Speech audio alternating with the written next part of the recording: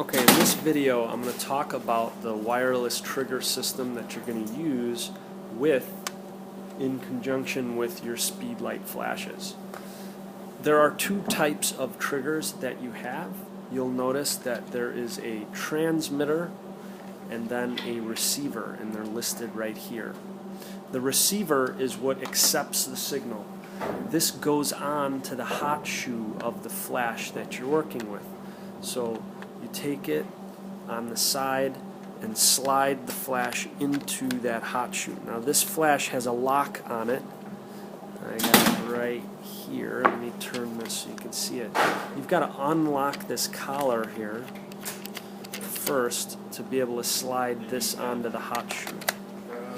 Then I turn it in the direction that it says lock, and I turn it in that direction until it locks in place. And now the receiver is locked onto the hot shoe of the flash that I have.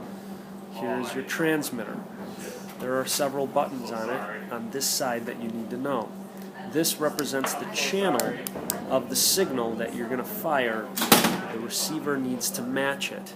So if you notice here, I'm going to put this transmitter on channel 4. My receiver needs to be on channel 4 in order for it to flash and trigger the flash. There is an all on, so this is my transmitter, you can see that. There is a button that's called all on or off. When you have this all on, it actually means that all 4 channels are going to fire. It does not mean that this is an on-off switch for the transmitter. The transmitter is always on. As long as you give it a signal, it will fire no matter what. This is a tester button, so if I were to turn my receiver on, you can see that when I press this button, that fired as well. That tells me that they are in synchronization and that they're working.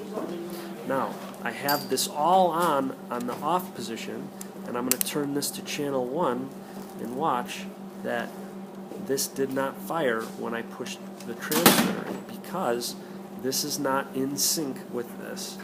If I put this back to channel 4 and this is on channel 4 and I press this button, you'll notice that they both went off at the same time. That's basically it. The only other thing you need to know, though, is that this receiver, this actually is an on-off button, and you need to turn the power off when you're not using it. Otherwise, you drain the batteries in here, and you guys are going to be really mad when you come here and there's no battery life left. Are you only going to use one?